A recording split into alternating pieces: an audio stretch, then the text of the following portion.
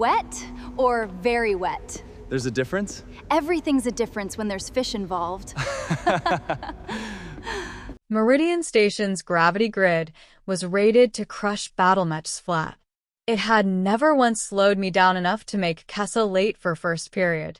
I'm Theo Marsh, exchange student, currently failing pre-calc, and every school morning I give my friend Kessa a piggyback ride across the plaza because her chair's axle motor can't handle the local gravity setting. It's not a big deal. She's light, I've got decent legs from track season, and honestly it's faster than waiting on the transit pod, which is always either late or full of Officer Vex's coffee thermos taking up 2 seats. Officer Drell, Vex noticed him first, the way you notice a housefly land on an anvil and just sit there like it owns the place. The gravity grid beneath the plaza was locked at 3.2 standard, the setting the capital reserved for repelling armored incursions, and the human boy was crossing it at a light jog with a passenger on his back. Vex checked his scanner twice. The reading held both times. He filed it under sensor drift and went back to his coffee because that was easier than the alternative. Sensor drift didn't usually repeat itself at exactly 7:45 every single morning, though. Didn't it? Dr. Yun Sorel got the flagged readout 3 days later and laughed out loud before she stopped laughing. A human child, unaugmented, no exoframe, moving at 4 meters a second across full defense-grade gravity, while carrying a second passenger and, according to the audio log, arguing about a koi pond. She ran the numbers against Ithren shock trooper baselines and got a negative margin, which meant the math itself was telling her this shouldn't be physically possible, while the archive was quietly informing her it had happened 41 separate times that month. She pulled the full 6-month log next, out of professional curiosity more than anything. It had been happening since the semester started. She sent the file up the chain with a note, recommend immediate reclassification. Nobody wrote back for 2 days. What exactly were they supposed to reclassify a teenager as? Commander Terrell Ashna read the file at 0300 because sleep had stopped being an option somewhere around page 4. Their finest grid troopers, sealed in 800 kilos of powered armor, could barely hold formation at 3.2 gravity for longer than 4 minutes before their knee servos started cooking themselves from the strain. This boy did it daily at a jog, carrying a second person, humming, apparently according to 3 separate audio logs. Ashna pulled Theo's full civilian file next, hoping for something, anything, that would explain it. Junior varsity track. Cut from the football roster for insufficient aggression. Nothing else. Ashna ordered a discreet security upgrade around the plaza that same night and told nobody the real reason. How exactly did you explain a threat assessment for someone who had no idea he was one? Vex was the one who finally said it out loud, standing in Ashna's office at dawn with the footage looping on the wall behind him.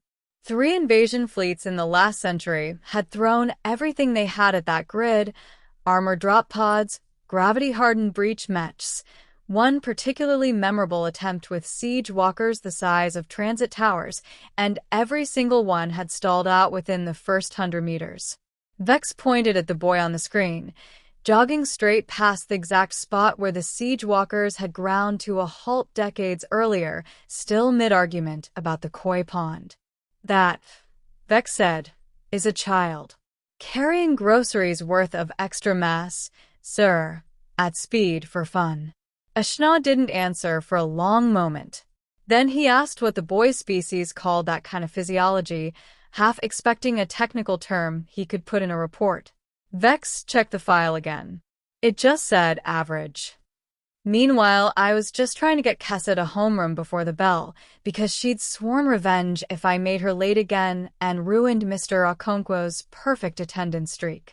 She's got this laugh that starts before the joke even finishes, and she kept narrating the crowd like a sports announcer the whole way, and the human idiot rounds the fountain, folks, personal best incoming.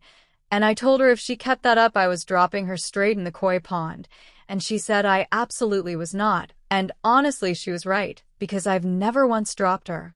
Not my style. We had a system, BY then half the plaza had noticed too. Mostly the blue-skinned Sinari traders who ran the market stalls along the fountain, and none of them said anything to Vex either, because to them it was just Theo and Kessa, same as every morning. Nothing to report. A few of the older Sinari had started placing quiet bets on which day the koi pond argument would finally go the other way. Kessa, for her part, had strong opinions on the subject and repeated them daily at volume, insisting that any pond with actual koi in it was categorically very wet and therefore off-limits as a threat, a distinction I never fully understood but always pretended to lose the argument over anyway, mostly because she got insufferable when she won. Vex escalated hard when the state visit schedule came through. Queen Mareth Solane's motorcade route ran directly across the plaza's grid zone, the one stretch in the entire capital where the Queen's own honor guard needed reinforced boots and a full hour of preconditioning before they could hold formation without their legs shaking. If a single unaugmented human juvenile could cross that same stretch daily, without noticing, at speed, under load, while humming, then their supposedly unbreakable fortress line wasn't a line at all. It was a suggestion, politely obeyed by everyone who didn't happen to be a 14-year-old with decent quads. 90 years of that grid turning back invasion fleets, and it turned out the front door had been standing open the whole time. Nobody wanted to be the one who told the Queen that. Somebody had to, though, and the somebody turned out to be the Queen herself, because Mareth Solane had never once trusted a briefing she couldn't verify with her own eyes. She stood at the edge of the plaza in a plain gray travel coat, watching a human boy in gym shorts jog past her honor guard's blast barriers with a laughing green-skinned girl on his back, both of them mid-argument about whether koi ponds counted as wet or very wet. Her guard captain, locked in full ceremonial power armor, had to brace his knees just to stay upright in the same field the boy crossed like it was a school hallway. The Queen didn't say anything for a long moment. Then she asked quietly what training program had produced that. I told her recess, mostly, and some rock climbing my dad got me into a few summers back. She asked if I knew what gravity setting the plaza grid was locked to. I did not, actually. I genuinely never checked, since Kessa's the one who reads the signage around here, and usually just tells me which vending machine is broken. The Queen's advisor leaned in and murmured the exact number in her ear, and the Queen went very still, and I remember thinking, tough crowd, and then Kessa elbowed me and whispered that I should probably stop talking now, so I did. They reclassified the plaza that same afternoon.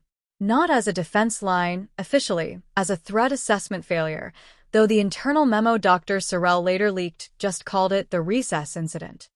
The Ithren Dominion had spent 90 years engineering a gravity fortress no invading army had ever managed to crack, and a 14-year-old human had strolled through it every school day for a semester while giving a piggyback ride and complaining about pre-calc. Commander Ishnaw's final report recommended, without any apparent irony, that Dominion military academies begin formally studying unstructured childhood play as a potential training methodology. Nobody above him could tell if he was joking, and he wasn't entirely sure either. Anyway, none of that mattered much to me at the time. Kessa made it to homeroom before the bell. Mr. Okonkwo's streak stayed intact, and I still bombed the pre-calc quiz, so overall it was a pretty normal Tuesday. She says I should ask the school for hazard pay. I told her the only hazard around here is her running commentary.